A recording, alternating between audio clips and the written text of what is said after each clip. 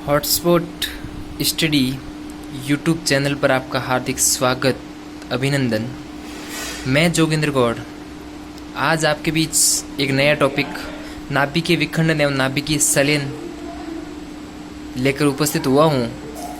पिछले वीडियो में हमने बात की थी वांडीग्राफ जनित्र के बारे में, जो एक बहुत ही इम्पोर्टेंट टॉपिक था। उम्मीद करता हूँ वो आपने देखा होगा और लाइक, शेयर, कमेंट, सब्सक्राइब किया होगा। आज हम बात करते हैं नाभिकीय विखंडन अभिक्रिया एवं नाभिकीय संलयन अभिक्रिया। ये दोनों नाभिकीय अभिक्रियाएं बहुत ही इम्पोर्टेंट होती है, चाहे वो 11th क्लास बात करो, 12वीं क्लास बात करो, first year, second year, final, किसी भी लेवल पर बात करो। एक मतलब ये चीज़ नाभिकीय रिएक्शन अपने को आनी चाहिए। तो बात करते हैं, तो नाभिकीय विखंडन अभिक्रिया में क्या होता है कि एक भारी नाभिक पर जब न्यूट्रॉन्स का प्रहार करवाया जाता है, तो ये दो हल्के नाभिकों में टूट जाता है, जैसे B प्लस C में, और क्या कर देता है, ऊर्जा उत्सर्जित कर देता है। तो ये बात होती है कि एक हल्का नाभिक, मतलब भारी नाभिक पर न्यूट्रॉन्स का प्रहार कर 0n1 मतलब न्यूट्रॉन्स का प्रहार करवाया जाता है, तो ये दो हल्के नाभिकों B प्लस C में टूट जाता है, ऊर्जा को उत्सर्जित कर देता है। तो ये इस प्रकार की अभिक्रिया क्या कहलाती है, नाभिकीय विखंडन अभिक्रिया कहलाती है। अब इसमें बात आती है कि अपन पहले बात कर रहे हैं नाभिकीय विखंडन की।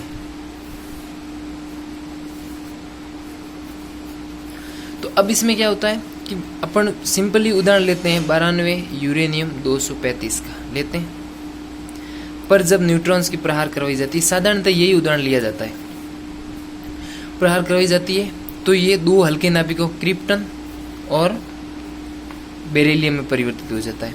क्रिप्टन 3692 में परिवर्तित हो जाता है, ये हो जाता है बेरिलियम हो गया 56 141 में परिवर्तित, और 200 मेगा इलेक्ट्रॉन वोल्ट समथिंग इसमें क्या हो जाती है, ऊर्जा उत्सर्जित होती है, और 3 न्यूट्रॉन्स को ये क्या करता है, उत्सर्जित करता है।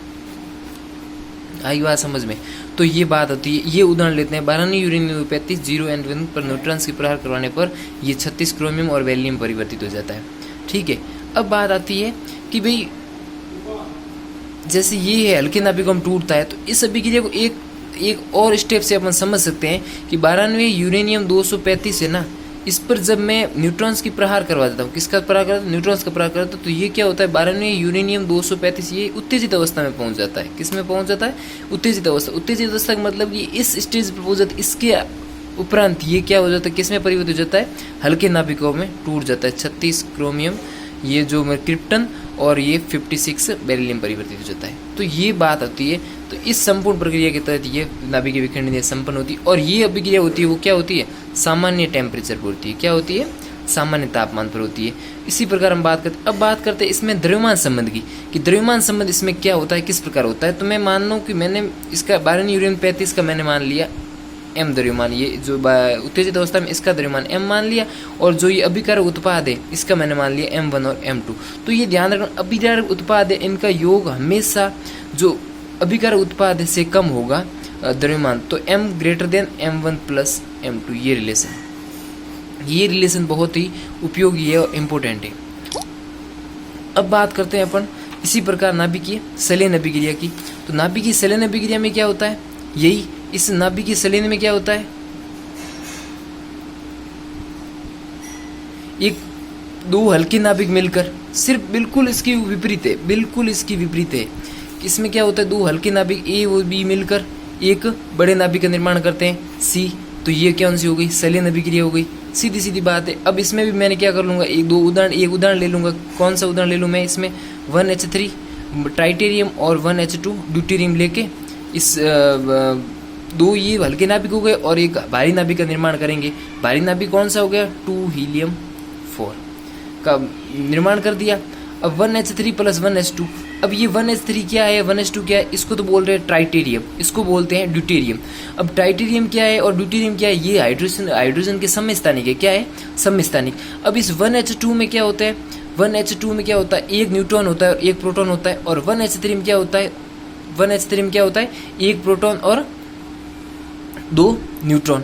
तो ये मिलकर क्या करते हैं, एक बड़े नाभिक 2 हीलियम 4 का निर्माण करते हैं, 2 प्रोटॉन और 2 न्यूट्रॉन का निर्माण करते हैं और बाकी वाला क्या हो जाता है, उत्सर्जित हो जाता है। तो ये बात होती है नाभिक की सलिन अभिक्रिया की। इसमें क्या होता है, 2 हल्के नाभिक मिलकर एक बड़े नाभिक का निर्माण करते हैं। इसको मैंने नोट्स के तरीके से भी अच्छी तरीके से समझाया है कि वह प्रक्रिया जिसमें एक भारी नाभिक लगभग 2 बराबर नाभिकों में विखंडित होता है तथा बहुत अधिक मात्रा में ऊर्जा मुक्त होती है, इस प्रक्रिया को नाभिक विखंडन अभिक्रिया कहते हैं। और यही मैंने द्रव्यमान संबंध की बात की। इस अभिक्रिया उत्पाद नाभिक के द्रव्यमान का योग हमेशा अभिकारक नाभिक के द्रव्यमान से कम होता है, अर्थात अभिकारक नाभिक का द्रव्यमान अधिक होता है।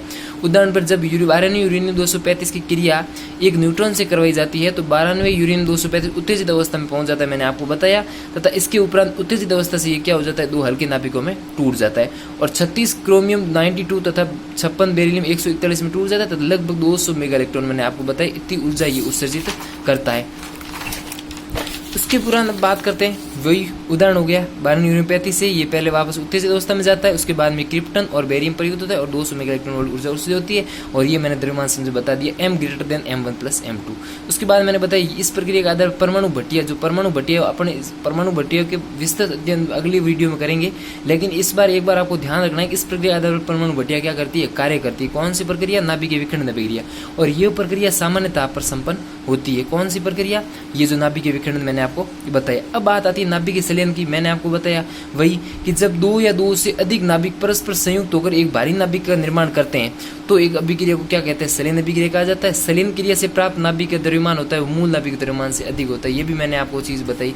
इसमें क्या हो जाएगा, अभिक्रिया विपरीत है तो इसका द्रव्यमान हो जाएगा m1, इसका हो जाएगा m2 और इसका हो जाएगा m।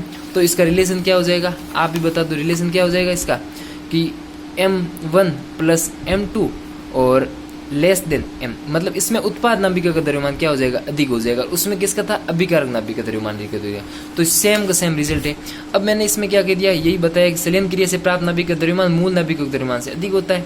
अब उदाहरण मैंने क्या लिया, टाइटेनियम और ड्यूटेरियम परस्पर मिलकर एक धारी नाभिक का निर्माण करते हैं, मतलब 1s3 प्लस 1s2 और 2 हीलियम का निर्माण करते हैं और ऊर्जा को क्या करते हैं, उत्सर्जित करते हैं। तो ये बात हो गई अपने टाइटेनियम नाभिकीय विखंडन और नाभिकीय संलयन की। उदाहरण के द्वारा मैंने समझा दिया, एक उदाहरण से बहुत ही सिंपल। अगर नाभिकीय विखंडन समझ में आ जाती है तो नाभिकीय संलयन बहुत ही आसान है।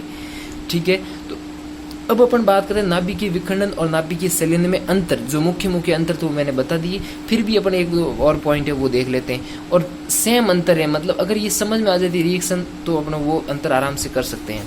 क्या है कि पहला नाभिकीय विखंडन और नाभिकीय संलयन में अंतर। तो नाभिकीय विखंडन देखो, पहला तो मैंने लिख दिया m greater than m1 plus m2, दूसरा लिख दिया m1 plus m2 less than m। अब दूसरा लिखा ये अभिक्रिया सामान्य ताप पर संपन्न होती है, मैंने बता दिया आपको। और दूसरी मैंने बता दिया ये उच्च ताप पर संपन्न होती है। इस अभिक्रिया को नियंत्रित किया जा सकता है, इसको नियंत्रित नहीं किया जा सकता। ये अभिक्रिया न्यूट्रॉन, अब देखो नाभिकीय विखंडन अभिक्रिया को नियंत्रित किया जा सकता है और नाभिकीय संलयन अभिक्रिया को नियंत्रित नहीं किया जा सकता। ये ध्यान रखना, अभी तक तो नियंत्रित नहीं किया जा सका। और दूसरी है कि ये अभिक्रिया न्यूट्रॉन द्वारा संपन्न होती है, न्यूट्रॉन बोछार से संपन्न होती है और ये अभिक्रिया नाभिकीय संलयन से संपन्न होती है।